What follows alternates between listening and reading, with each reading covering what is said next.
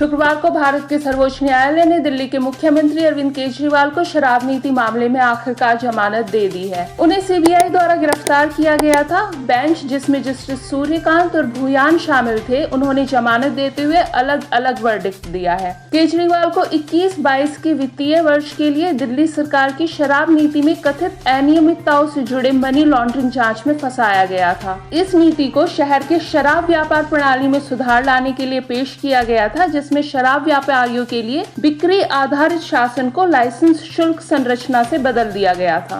इस पॉलिसी का उद्देश्य ग्राहकों के लिए उनके अनुभव को आधुनिक बनाना था। हालांकि दिल्ली के उपराज्यपाल वीके सक्सेना ने भ्रष्टाचार और अनियमितताओं का हवाला देते हुए सीबीआई जांच की मांग कर दी। इसके बाद इस नीति को रद्द कर दिया गया था। ईडी के अनुसार आम आदमी पार्टी, जिसका केजरीवाल नेतृत्व करते हैं, उन्होंने इस नीति से 100 करोड़ रुपए की रिश्वत प्राप्त की। ईडी के अनुसार इस रिश्वत का एक हिस्सा कथित रूप से आपके गोवा चुनाव अभियान में भी उपयोग किया गया था। केजरीवाल को मार्च 2024 में ईडी द्वारा गिरफ्तार किया गया और इसके बाद जून में सीबीआई द्वारा तभी गिरफ्तार कर लिया गया था जब वह ईडी की हिरासत में ही थे। ईडी की गिरफ्तारी के खिलाफ केजरीवाल को पहले ही जमानत मिल चुकी है, जबकि सीबीआई की दूसरी गिरफ्तारी के खिलाफ सुप्रीम कोर्ट में यह सुनवाई चल रही थी। सुनवाई के दौरान सीबीआई की ओर से पेश हुए अतिरिक्त सॉलिसिटर जनरल एवी राजू ने इस बात पर आपत्ति जताई कि केजरीवाल ने ट्रायल कोर्ट में जमानत याचिका दायर किए बिना सीधे दिल्ली हाई कोर्ट और फिर सुप्रीम कोर्ट का रुख किया है। सुप्रीम कोर्ट ने 5 सितंबर को सुनवाई पूरी होने के बाद अपना निर्णय सुरक्षित रख लिया था। अंतिम निर्णय में न्यायमूर्ति सूर्यकांत ने फैसला सुनाया कि सीबीआई द्वारा गिरफ्तारी वैध थी।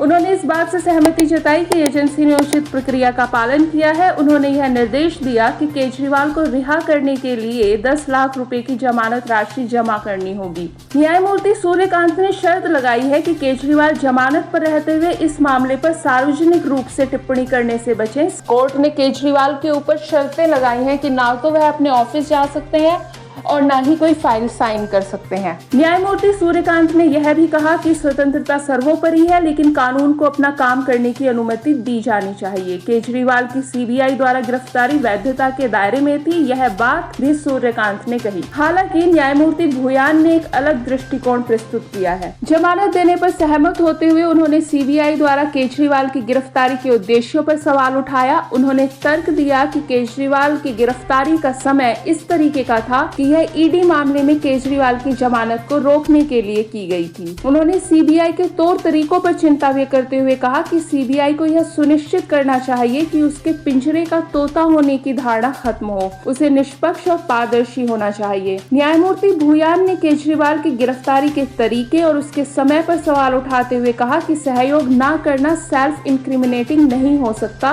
और इस आधार पर गिरफ्तारी अवैध है। उन्होंने जोड़ा कि जमानत नियम है और जेल अपवाद है।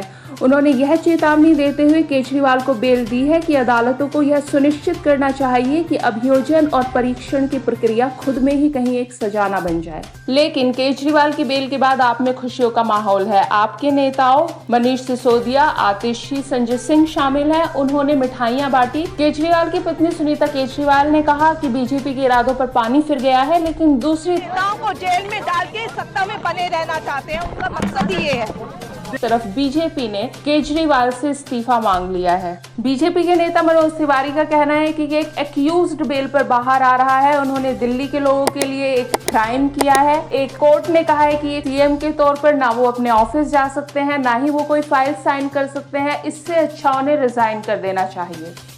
ऐसी परिस्थिति में कोर्ट की ऐसी टिप्पणी, ऐसे निर्णय के बाद नैतिकता में अपने पद से इस्तीफा देता। अरविंद केजरीवाल जी, दिल्ली को कितना दर्द दोगे, ये दिल्ली पूछना चाहती है।